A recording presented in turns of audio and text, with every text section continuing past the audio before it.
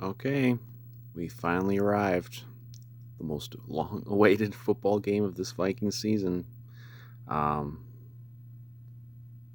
hopefully the most awaited game of the season is yet to come. But we're here. It's Kirk week. We've made it. Kirk's coming back with the Falcons. Um, and boys, there've been a lot to talk about this week. It's, I thought about maybe adding to my long playlist of Kirk related videos, like specifically Kirk related videos, just to complain. One, probably for the last time, to be honest, about just the stupidity and the revisionist history of the Viking fan base in regards to Kirk. Because it's been an annoying week. Um, you listen to certain people, you'd think Kirk Cousins was the worst quarterback who's ever set foot in the National Football League. It's really something else. Um, but it's all the same crap. It's all the same. You know, long since disproven narratives, but you can't get these people off it. The old contract killed us. Oh, Kirk couldn't win any games. Oh, Kirk this, Kirk that. Choke artists couldn't win any big games. Couldn't all he wanted was money. He didn't care about anything else. Like it's just all garbage. But all the talk will be done here in less than 48 hours, because then it's game time. Obviously one of the big talkers of the week is Kirk Cousins going to get booed, or are you going to boo Kirk Cousins? Um, I think there will be some boos. I think there will be some boos. I don't know that I don't know that there's a big overlap in like the fans at games and the fans on social media. I think some of the fans who are on social media never even go to games. Um, and I think it's just a different type of fan.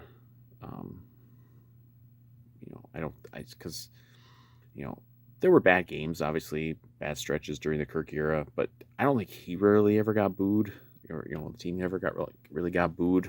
Um, so I don't think there's going to be a lot of boos. There will be some boos. I will applaud him. I will not, you know, I will not, be like applauding his, good plays, throws touchdowns in the game. I'm not going to applaud that stuff.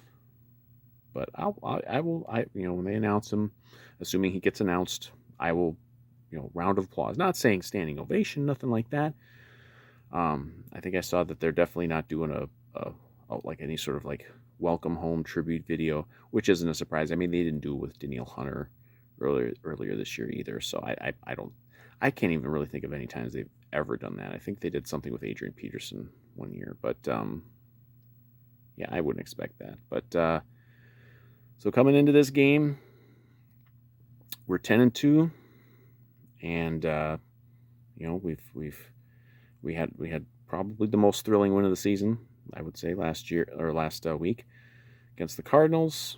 We've won 5 in a row, our second 5-game win streak of the year. The Darnold play is ascending. For all the shit I get about being a Kirko guy, I came out this past Sunday and said that game had made me, turn around on Darnold, that I think we should sign him beyond this year, and I got ripped for that, so I can't win. But we'll see if the big QB matchup, Darnold v. Cousins, if Darnold can keep his very good play from the last couple games going, very clutch play the last couple weeks. I don't think he's going to need the clutch plays this week. I really don't think I think this is going to be a pretty one-sided game. I think it's kind of sad that Kirk's coming into this game off probably the worst game he's maybe played in the history of his career. The 4-pick game, they lost, and they lost a very close game. Atlanta did at home to the Chargers that could have easily been a win, could have kept them in control of that division. They're tied now in the South because Tampa Bay pulled it out last week. And I believe Tampa's got a pretty easy, I think they're hosting the Raiders this week. So the Falcons could fall out of first place this week too. So it's honestly a bigger game for the Falcons than for the Vikings, and that's kind of going to be the way most of the rest of the way we're going to be playing teams that probably need to win more than we do, because we have like a 99% chance to make the playoffs. We could clinch the playoffs this week. We need a win. And then we need the Rams to lose to Buffalo, which is pretty likely. I think that's in LA, but it's still pretty likely. And then the Cardinals have to lose at home to Seattle, which is a little more up in the air because obviously that's going to be basically the Cardinals' last shot to win that division because they already lost to Seattle. So if they lose 2, then they're basically screwed. So they're going to be playing for their season. So we might not get to clinch this week. But if we do, we're in before the end of the afternoon games. We'll be in before Sunday Night Football, which would be pretty sweet. I didn't think we'd be in the playoffs this year at all. We could clinch the playoffs on December 8th. That'd be pretty sweet. But if not, then we go into the game next week, the Monday nighter, looking to clinch. Although I guess all the other games would be played before we play next week, so maybe we would already have clinched. But it'd be nice to clinch. Been to a couple playoff clinchers in my day. It's always very joyous. So yeah, Vikings. It's all still in front of them.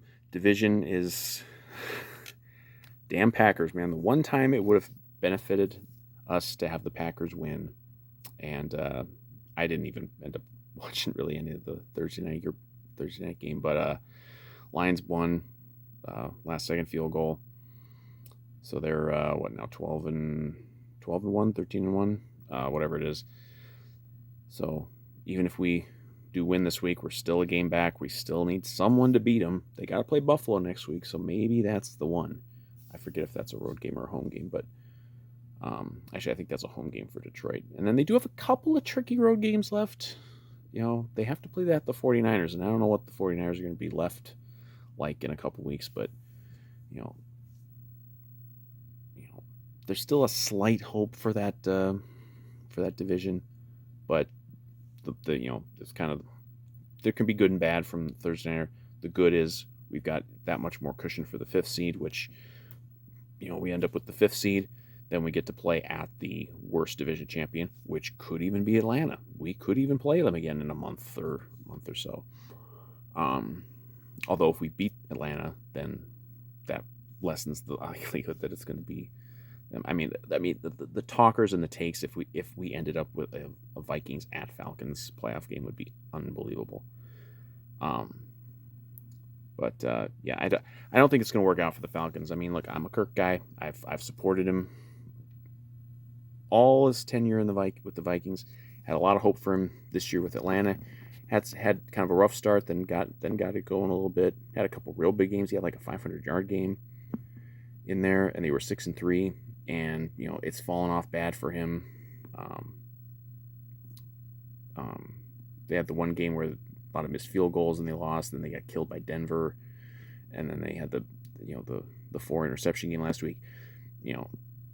This could just be it for Kirk. He's a 36-year-old quarterback who's still coming off of a ruptured Achilles. I mean, look at what Aaron Rodgers has turned into recently. It's like the end comes for everybody, and this might just be the end for Kirk. I mean, they're certainly talking down there about sitting him for Penix.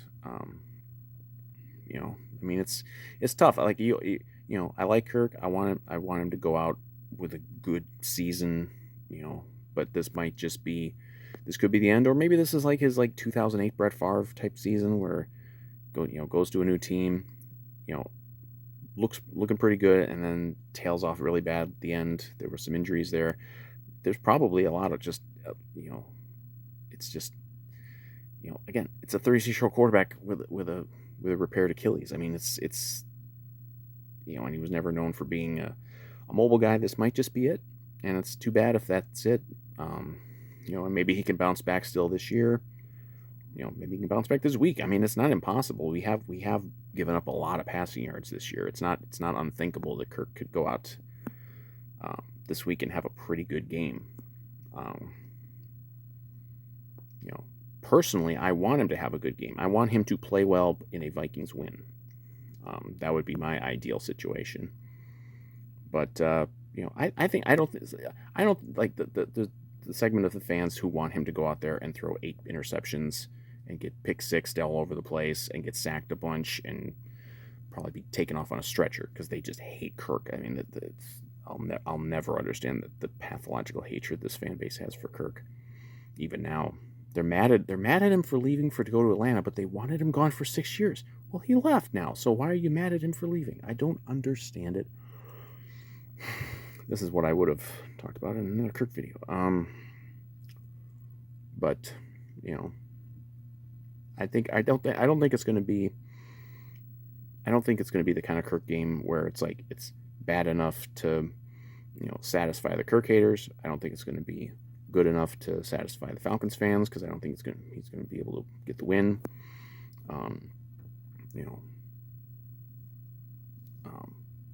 Our defense gets a lot of takeaways, and he leads the league in turnovers.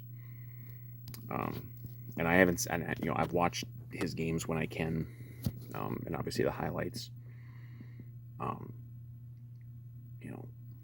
It's the same old thing. Some turnovers are his fault, some aren't.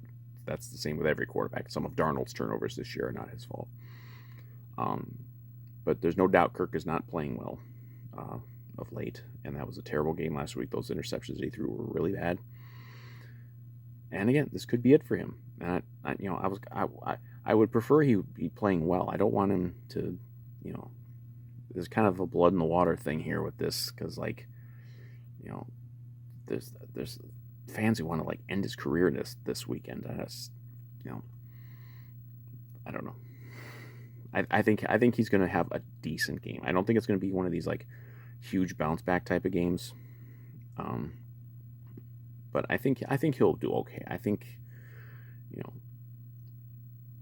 I think he will have a decent game. Not a stellar game, not a bottom feeder game, just kind of an in-between game, but not enough for the Falcons to win. I expect the Vikings to win this game. I expect the Vikings to be able to put up some points. And I know we keep making games harder than they need to be. But I really think this one is going to be a little more comfortable. I really think we're looking at a 2, maybe 3 score type of win. This is I'm thinking like a 30 to 20, 30 to 17 type of game. I really think it's going to be one where we aren't going into the final moments unsure of victory or not. And that would put us at 11-2. Put us right on the brink of clinching the playoffs. We'll get in. If you have a clinching scenario in week 14? If you have a clinching scenario in week 14 and a simple one at that, you're in. It's just a matter of time.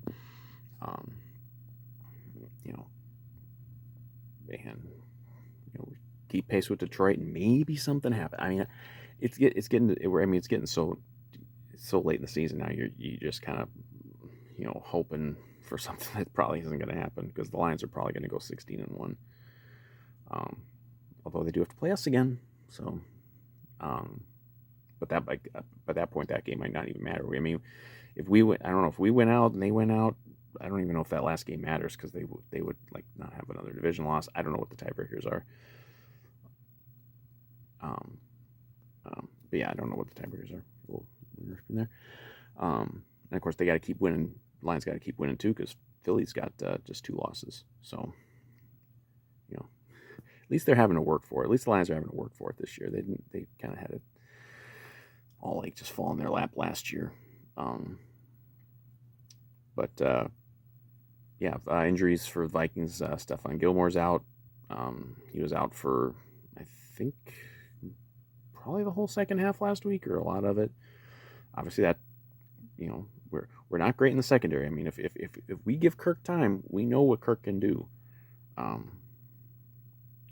And if we're a little weak in the secondary, our secondary has already been vulnerable. Obviously, we've given up a lot of passing yards this year. So having Gilmore out hurts, but I don't think there's anything that's going to make that big of a difference in this game. I really think they're going to be able to, um, to get it done. Atlanta's defense has not quite been, I think a lot of the optimism for Atlanta this year was that hey, get a good quarterback in Kirk, and then you have a really strong defense. I don't think their defense has been as good as they were supposed to be this year. Um, so I think we'll be able to put up some points. Hopefully, Aaron Jones holds on to the damn football this week.